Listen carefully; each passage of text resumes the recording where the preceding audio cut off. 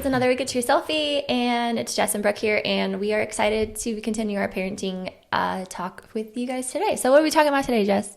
We're talking about the roles of a mother and a father separately as two distinct characters in a storyline of raising many disruptive children into this world on a spiritual golden sidewalk. It sounds very... Yellow brick road. That's what I was trying to think of. Sounds like an impossible task. It does. It kind of is. It is if we try it alone. It certainly is. Yes. Impossible. Yeah, so... Can't be done. What? Can't be done. It can't. You mean if we tried alone, like Right. without the other partner? Certainly. Yeah, or let's like go with without that. God? Oh, without God. Oh, okay. Yeah. Oh, yeah. There's a bunch of single mamas and single daddies out there. I know, that's what I can make get it sure. done. Yeah. Yep. So we're talking about the differences kind of in our roles, but obviously I don't feel like every person will necessarily hit every mark. You know what I mean? Like I always tell my kids, like, this is my first time being a parent, so I have no idea what I'm doing. So it's that just making sure that, like, yes, we're aware of the godly roles that we should be playing, but like you're gonna fall short and you're not gonna meet them all the time. Speak that over them, Brooke. Speak it over them. I was just reading like the Proverbs 31 woman. I think that's a very, whenever anybody talks about the role of like a wife or a mom, that you look at like that chapter and then you can kind of like self-evaluate yourself. And I'm like, like there's a lot that I'm like not hitting. I didn't read that chapter. And what's something you're falling short on? I don't know. Like, I feel like I get really heated in the moment. And there are people with stories out there about that have been around you in those moments. I get really heated in the moment. And like when you read the Proverbs 31 woman, it's like she's gentle and kind and calm. You are gentle and kind and calm. I know, but not all the time. Well, nobody is all the time, but the vast majority of your time, that is certainly you. Yeah, I don't know. Don't sell yourself short. We all suck. You told me that in the last podcast. Actually, as soon as we started, you told me I sucked. Yeah. So I'm going to tell a story because I love stories. One of the most most important jobs as a mom is to serve your family. And was that like this week or last week that I had like I don't know. I'm listening to your story. Stop it. Why do you look so I'm listening to creepy? your story. Let's hear it. That's storytelling mode for me. Story listening mode. Last week or... It was this week, I think. I don't know what day it was, but it was blacked out. Tuesday. It was Tuesday. Do you ever feel like moms, I'm sure you can relate, that you just do everything for everybody and then like... You do. You feel like nobody either appreciates it, nobody communicates with you, nobody like returns or reciprocates that, and it just sometimes feels like you're doing all of this for nothing. And I think that that's a deceiving way for the enemy to try to bring us down and to make us think that what we're doing isn't important. But I was just having a day.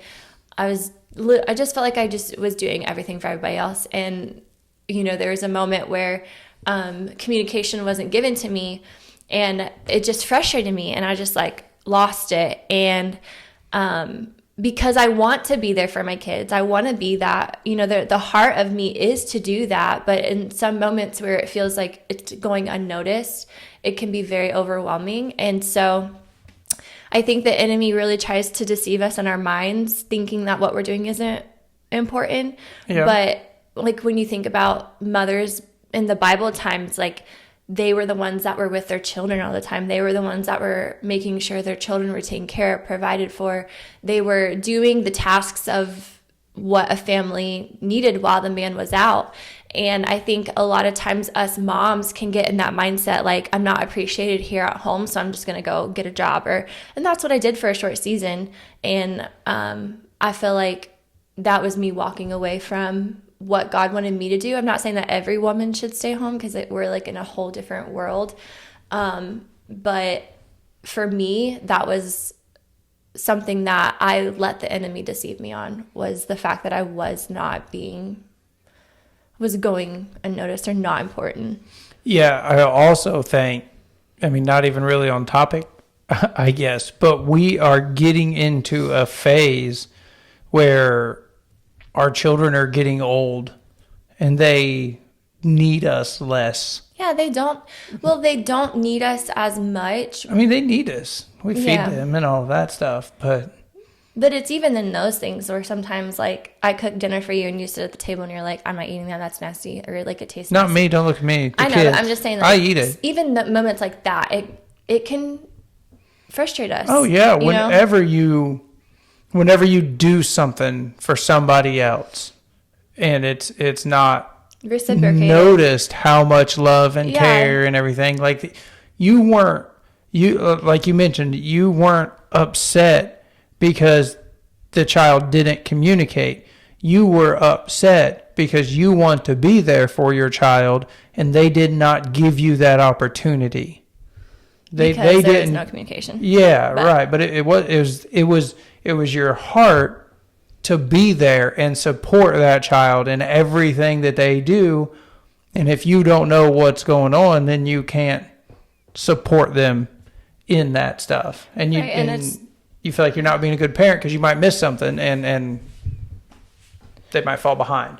Yeah, I don't know. So just the importance of serving, your family, that's very important. And as a godly mother, but also I just think about all the praying mamas out there, that pray fervently for their children. I feel like praying for your family is a very big responsibility for the mom. There are more spiritual mamas in the world than there are dads, because of the importance of having the dad in the family. They get attacked harder, and that division happens through divorce or through addictions or whatever. And so I think a lot of moms, there are a ton of single moms out there raising kids. Not that there aren't single dads raising kids, but the majority are moms. And I feel like the mama's responsibility is to pray. Think about this story we talked about last week with Hannah. She went before, she was fervently praying, and on her, like laying on the ground, it says that like her mouth was moving, but there was no voice coming out, and she looked like she was drunk. The priest was like, "Are you drunk?" She's like, "No, I'm not drunk. I'm literally like praying to God that he would give me this child." And the fervent prayers of that woman allowed for the promise to come, and she had that baby. And so I think there's a lot of, and there are tons of moms in the Bible who just are rock stars, but I think it's just really important to be that spiritual prayer, that spiritual person in the family to point your kids towards Christ. I think the mom is more of most of the time more of an emotional person in the family rather than the father, and so their heart gets pulled more, and so there may be that stronger connection because of that. And just don't discredit like who you are as a mom and the importance of praying and guiding your kids towards Christ and serving your family. Yeah, I think single moms or moms are genuinely drawn to church because of God as a father figure. Moms know what their children need, whether they're sick or they're hungry or whatever. Moms are in tune with their children, and moms know that their children need that godly influence in their lives, and they go there and do that. I do think that men are different than that. They're obviously more prideful and think they can do things on their own and all that, so you might not see that as much. But yeah, moms are definitely drawn to a godly, manly figure like that. Yeah. I wasn't. No, I'm just kidding. What? What? No. Oh, it's okay. Explain. We got time. So why don't you share some? Oh, we're changing subjects. Why don't you share? Like we read the verse of Whoop. Ephesians 6 last week about fathers provoking their children. Like don't provoke their children. Into anger, yeah. Yeah. So what are your thoughts on that? Don't do it. We talked about that last week. Don't provoke your children into anger. You mean as a father figure? I mean, yeah, it did say father. Don't. Well, I provoke. don't know. I think okay, so, the Message version, I think it says, let me see, Ephesians. Yeah, I was fitting to go down another route. Well, you can, but I just want to like touch on this really quick. No, it sounds like we're going down this route. Let's touch on this really quick. Stop it. Yeah. I don't know where you're Fathers, going. don't frustrate your children with no-win scenarios. I feel like that Dads happens. do that? Yeah, like a lot. Yeah, I'm those like, are what the is hard point? lessons. What is the point? Like, okay, You're going to use an example from this morning? no, well, that is one. But I'm thinking like, okay, so Kendall's about to drive a car. Yes. He wants her to have a manual. Boom. Dad win. I'm like, there is no reason that 14-year-old 1,000. girl needs to have a manual. And Have he's just 1,000. very stubborn on it. And it frustrates. Even the conversation this morning when you're like getting on her for her nails being too long, she couldn't open some. He's like, She couldn't open a he's box like, of I'm not Cheez-Its. opening that because If you, it were it's your life and fault. death that she needed to open that box of Cheez-Its and she got fake nails on, But she gonna die. Those are no-win scenarios, and you're frustrating her. I'm calling you out. So let's talk about the manual in the car. But it says take them by the hand I and don't lead get any them words today, people. in the way I'm of turning the my mic off. master. Where's the off button? I know you were like trying to support me, like I'm a great mom, and I'm like you're an awful. No, he's a great dad. But it says to take them by the hand and show them and instruct them. Yeah, rip your nails off and open the box of Cheez-Its. But you won't let me. Okay, I'm gonna shut up. I'm gonna let you talk. Go. I liked how that was going. So let's talk automatic versus manual transmission. Listen, we're on a time crunch. I know, but safety-wise, I'm thinking about my daughter's safety. Okay, you can't text and drive with a 5-speed. That's all I'm saying. You can't, and nobody else can drive her car. It's basically an anti-theft device nowadays. If a car's got a stick in it, they can't take it. The other people can't drive it. It's super safe, great for my insurance if nobody else can drive it. And she will have to pay more attention to the road than just an automatic or a self-driving car or any of that stuff. She'll learn what a slick road is. She'll Okay, learn how to stop. continue If her on. brakes go out, she can slow down with We're the not downshifting. Okay, let's talk about being a father, a godly father, and manual You got transmissions. 2 minutes, buddy. And so nobody knows how to. We say like we don't know how to be a godly father. Like how do you do it or you can't do it? But let's look at Adam. I mean, Adam was the first father. The first human father. He literally had no other examples other than God, and Adam messed some things up. He let the entire world fall into sin. He had one son murder another son. So somebody like Adam who didn't have a human father to follow, Right. he was still able to be a father. He was still honored by God. He still followed God. He messed up a lot, and his family messed up a lot. But he was, at the end, he was still a good dad, and he's still the first dad out there. So, we're going to mess things up. And I think there are dads out there that don't have godly examples in front of them. They weren't raised by a godly dad. They might not even have had some good uncles or anything to help them through.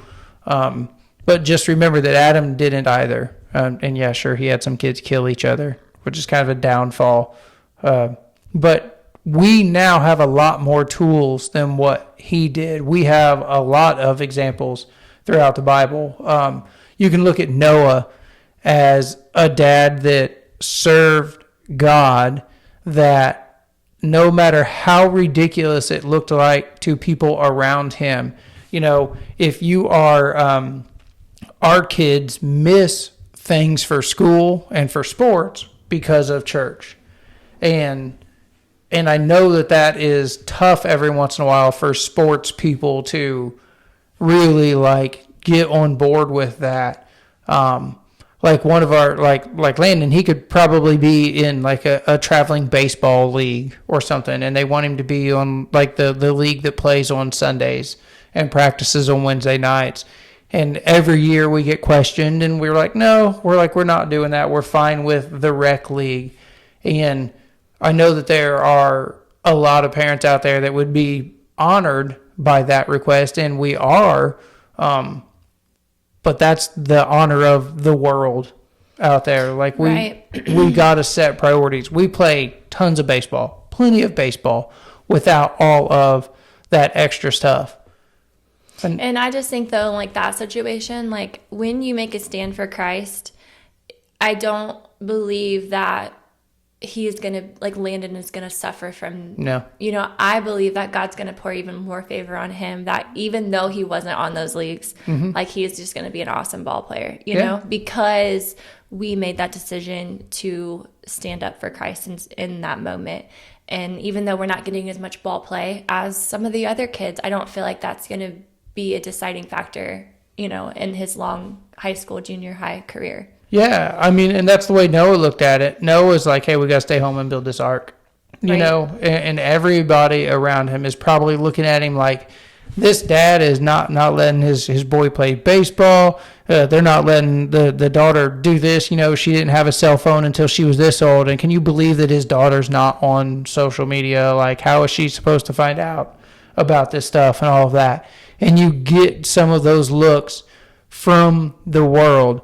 But Noah stayed the course on the plan that God instructed him to do. And it saved his family's lives, and everybody else around him drowned. Right. So we have to just make sure that our focus is on what God's called us to be, you know, no matter what the world says, no matter if we get looked at by our parents. Some of our parents may not agree with the things that we're doing and the way that we're raising our kids, but their opinions cannot matter to us. Yes, they're important to us, but they're not going to dictate what we do. If God has called us to raise children and he's told us, you know, a strict path to do it, we have to trust that God's going to, you know, bring that. Yeah, we got to walk in what God has planned for our family, not what the world has planned for our family, because that busyness we talked about in the marriage podcast, how busyness can take us away from each other. It can take us away from our church. So we don't want to follow in the path of this world. Everybody has their own path, and you have to know your path, the calling that God has on your life, not what some sport or some school group or your children's best friends or anything, not the calling that they have for your child's life, but the calling that God has for your child's life. Yeah, and I think it's just like we kind of talked about with the Adam thing and even with Eve, you know, Eve made the biggest like downfall for the whole world, but she was still a good mom, you know, and that just shows us that, you know, that repentant heart, having that repentant heart is a great way to be a role model for your children. Like we play these roles, you know, we have these godly roles, these godly characteristics and skills that God's given us for a reason, and that is to raise up a generation to one day walk in our shoes or to exceed, you know, where we were able to go. And it's all about that blessing line that goes down from your children to your children. You know, you think about the song in the scripture, you know, the Lord bless you and keep you. You know, that's a promise for every single generation. You know, we have to keep our eyes on him and his will and his way for our lives. So you're going to mess up. You're going to fall short. You're not going to hit. Like I said, I looked through that Proverbs 31 and I was like, I'm missing that one. I'm missing that one. And we have to give ourselves grace, you know, at the end of the day, and just make sure that, you know, in our hearts, we're seeking after God. And even though we mess up, like God can still make great things out of our mess ups. Completely agree. And we just have to trust him. So we're going to close out our topic for today. I hope you guys enjoyed just the different roles between a father and mother. And we are excited to come back next week and talk more things parenting. We'll see you next week.